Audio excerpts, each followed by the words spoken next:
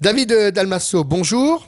Bonjour. Et merci d'avoir accepté notre invitation. Revers, coup droit, double faute, un langage que vous connaissez à merveille, car vous êtes un passionné de tennis, que vous avez rencontré il y a uniquement 4 ans. Et depuis ces 4 ans, vous avez un palmarès surprenant. Champion de France, deuxième série, puis champion de France par équipe à Toulon. Vous êtes également vice-champion de France par équipe à Sommières. Et enfin, médaille de bronze avec Sarreguemines. Vous êtes classé numéro 6 et 22e mondial en simple et 15e en double. Alors, David, première question, comment vivez-vous toutes ces nominations? Je dirais que je le vis plutôt bien, mais c'est vrai que moi j'ai eu un passé tennistique qui fait que j'étais seconde série avant mon accident. Donc c'est pour ça que les titres sont venus assez rapidement, dans le sens où, si vous voulez, quand vous avez déjà acquis le tennis, c'est beaucoup plus facile.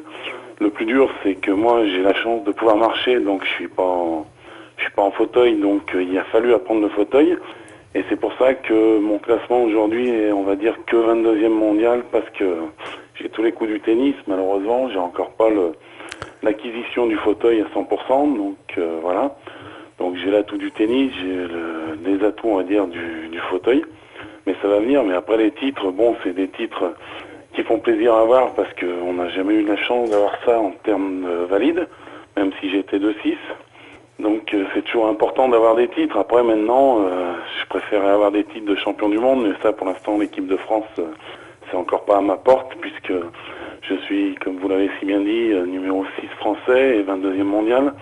On sait que la France est une grosse nation, puisque devant il y a Stéphane Audet, Nicolas Pfeiffer, Michael Jérémiaz, Cataneo. Donc Alors justement, que vous manque-t-il, David, pour être dans les 6 premiers, par exemple? Ou même pour remonter encore dans les 4 premiers, ou même voir dans les 2 premiers? en fait, il me manque, alors je pense que c'est surtout du temps, dans le sens où moi j'ai la chance d'être marié, d'avoir 2 enfants. Donc si vous voulez, quand vous dites à votre femme que vous partez 22 ou 26 semaines dans l'année faire le tour du monde, alors ça peut faire rêver des gens, mais forcément pour les enfants et pour votre femme, c'est quand même beaucoup plus dur. Donc j'essaye de limiter les tournois, et c'est certainement le manque qu'il y a aujourd'hui, quoi. Donc c'est surtout ça. Donc en fait, pour le moment, si j'ai bien compris, vous préférez donner la priorité à votre vie familiale qu'à votre vie sportive.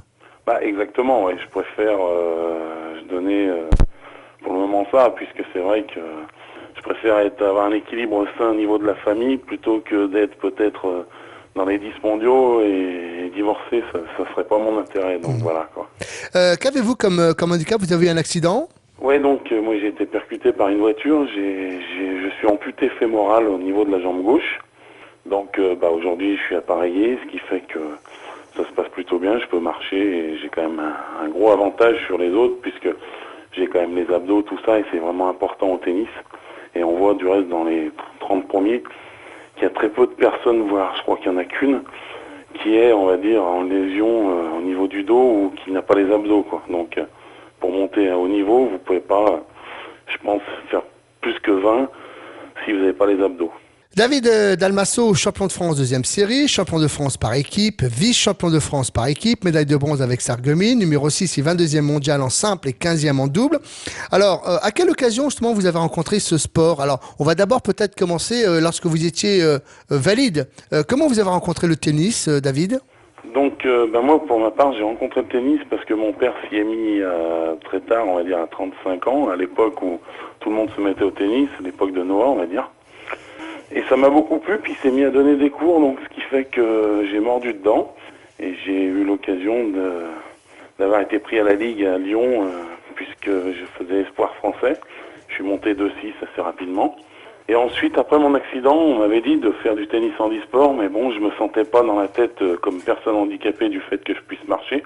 Donc si vous voulez, ça m'a un peu freiné, parce que bon, j'avais pas le mental d'une personne handicapée, donc c'était dur. Là, justement, la transition entre le monde du valide et le monde du handicap, il vous a fallu combien de temps pour accepter pour accepter votre handicap? Il vous a fallu quoi? 3 ans, 4 ans, 5 ans? En fait, il m'a fallu beaucoup plus de temps, parce que j'ai eu mon accident en 2000, et j'ai commencé le tennis handisport en 2008.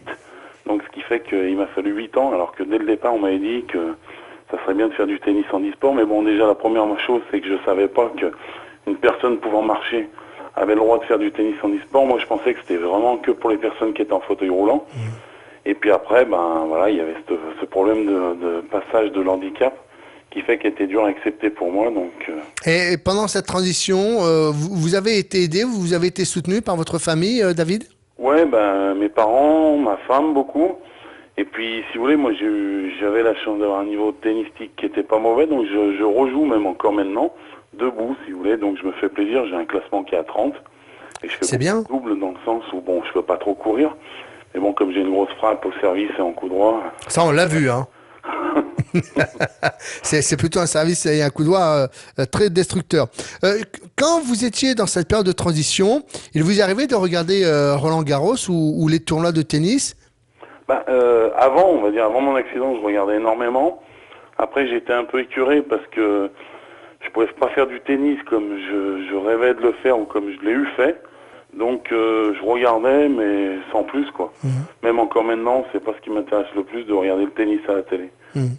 Est-ce que vous pratiquez un autre sport, David? Non, en termes de handicap, j'ai essayé le ski une fois, mais très sincèrement, ça m'a pas plu. Et là, je fais que du tennis, ouais. Non, puisque en plus, bon, bah, je suis pas mal pris puisque je m'entraîne tous les jours. Et puis quand je m'entraîne pas, je suis en tournoi, donc j'ai pas franchement le temps de faire d'autres sports ouais, pour l'instant. David Dalmasso, champion de France de deuxième série, champion de France par équipe, vice-champion de France par équipe, médaille de bronze avec Sarreguemines, classé numéro 6 et 22e mondial en simple et 15e en double. Aujourd'hui, quand vous n'êtes pas sur les cours de tennis, que faites-vous, David? Bah, donc aujourd'hui, bah, moi je m'occupe de ma famille, c'est-à-dire que bah, j'amène mes filles à l'école, je vais m'entraîner les après-midi, et puis... Vous êtes un papa poule alors? Ben ouais, parce que je suis souvent absent, donc vaut mieux que je sois plutôt un papa poule à partir du moment où je suis là, puis ça délaisse un peu, on va dire, ma femme, dans le sens où on a également acheté une pizzeria, ce qui fait que le soir, elle est au travail, donc quand moi je suis en tournoi, c'est vrai que pour les filles, c'est pas évident, donc autant quand je suis ici, ben, on va dire les protéger et puis être attentionné envers elles, que voilà, parce qu'après c'est des moments elles grandissent tellement vite que on s'aperçoit finalement. Voilà, qu'il faut en profiter quand elles sont petites. Hein. Ça, vous avez raison. On va parler également de vos titres. Vous avez été vainqueur de 5 ITF 3. Qu'est-ce que c'est que cette appellation bizarre? Alors, les ITF, en fait, c'est International Tennis Fédération. Alors, 3, c'est un niveau de catégorie, si vous voulez. Ça commence par Futur. Ensuite, ITF 3, 2, 1 et Super Série. Donc, ITF 3, c'est un terme de barème de points, on va dire. Ça fait partie pas des plus petits tournois, mais des tournois, on va dire, moyens. Et après, quand vous gagnez, style des Roland Garros, ça fait partie des gros tournois où là, les points sont beaucoup plus importants. Donc souvent, sur les ITF 3, vous voyez un ou deux une personne, on va dire, du top 10, on va dire, du top 10. Et puis, plus vous montez en niveau, bah, plus vous envoyez, et puis plus le niveau est dur. Donc, voilà, j'ai gagné, sur les 4 années, j'ai gagné 5 ITF 3, donc ouais, c'est une bonne chose, puis pas mal en double aussi. En double aussi, oui, justement, j'allais aborder le double, comment ça se passe? Vous avez toujours le même partenaire ou il vous arrive de changer? Alors, ça dépend, si on fait le même tournoi en même temps, moi souvent je joue avec la Seine Majdi. C'est vrai que l'année dernière on est parti en Corée, on a gagné 2 ITF 1, ITF 2, on a tout gagné en double, donc c'est vrai qu'on s'entend super bien. Parce que bon, on peut changer, ça c'est pas le problème. Le seul souci, c'est qu'après il n'y a pas d'automatisme. Et de se créer des automatismes, il faut se les faire sur 2, 3, 4 tournois ou avoir l'entraînement ensemble, et c'est souvent pas le cas. Puisque souvent ça peut être des étrangers ou même ne serait-ce des Français, mais il n'y en a pas un qui habite à Lyon. Il y en a plus à Paris, donc ça serait complètement différent. Donc après, c'est un travail, c'est de longue haleine, donc c'est vrai que moi je sais que j'aime bien la scène, c'est un rouleur, moi je suis plutôt un finisseur à la volée. Ah, mais vous êtes violent à la volée, hein? Donc on essaye de gérer tous les deux, quoi, et puis voilà, donc on essaye de se faire plaisir comme ça. David Dalmasso, champion de France de deuxième série, champion de France par équipe, vice-champion de France par équipe, médaille de bronze avec Sarreguemines, numéro 6 et 22e mondial en simple et 15e en double. Alors parlons justement de vos séances d'entraînement. Comment ça se passe? Qu'est-ce que vous travaillez en règle générale, David? Alors les séances d'entraînement, c'est assez simple, c'est-à-dire que on va dire pendant la période creuse on va dire le tournoi après Prague de décembre à février, je m'entraîne essentiellement physique, mais physique avec la balle, c'est-à-dire que j'aime pas le physique pur et dur comme j'ai eu fait à l'époque où il fallait faire des footings quand j'étais valide et tout ça. c'est surtout du physique en réactivité, avec la balle, c'est-à-dire au caddie, à gauche, à droite, les balles courtes, le souffle, quelques sprints quand même. Donc voilà, et puis le reste du temps, quand je suis en tournoi, c'est souvent le lundi, mardi, plus ou moins récupération. Et ensuite, après, au fin de la semaine, c'est plus match, situation de jeu, tout ça. Et donc pour ça, je fais 2 heures le lundi, 2 heures le mardi, 2 heures le mercredi, 2 heures le jeudi, 2 heures le vendredi. Et je fais également souvent un match d'entraînement avec des copains qui sont valides, du niveau 31. Match d'entraînement le samedi, quoi. Puis le dimanche, c'est complet repos. Quand vous êtes en tournoi, est-ce que vous avez une arme secrète pour vous remonter le moral quand vous êtes un peu dans le creux de la vague? Quel est un peu votre rapport avec vous-même? Parce qu'on sait qu'un joueur de tennis, quand il rentre sur le terrain, il est seul, confronté à lui-même, c'est-à-dire à ses doutes, à ses craintes, et puis parfois je dirais, à une espèce de vide mental.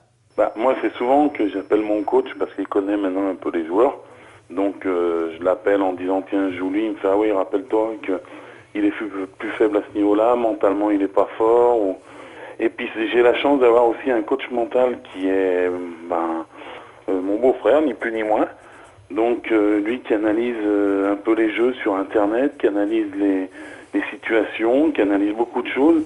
Et surtout aussi qui me met dans le droit chemin, qui me dit pense à une photo par exemple, voilà, quand ça va mal dans un moment du match, il me fait penser à la photo quand tu as gagné par exemple à Prague où là tu t'exprimes et tu es heureux, pense à ça parce que ça va se rééditer. Donc c'est vrai que c'est souvent comme ça que ça se passe et puis souvent après le match je l'appelle et j'arrive à gagner ou même si j'ai perdu. Mais surtout c'est de se dire, c'est de sortir du match et surtout pas regretter, quoi, parce que les regrets, il y en a eu assez avant. Donc voilà, le match comme j'ai fait ce week-end sur Fred Cataneo, même si je mène 4-1, 0-40 sur son service dans le troisième set, c'est dur à accepter, mais je regrette pas parce que j'ai tout donné et puis j'ai fait vraiment un gros match et puis voilà, quoi. Donc après, forcément, ça aurait été bien de faire un double décisif pour voir si ce que ça aurait pu donner. Mais bon, j'avais laissé quand même pas mal de plumes, mais ça aurait été dur, donc voilà. Mais le tout, c'est de jouer le jeu à fond et de surtout pas regretter, quoi.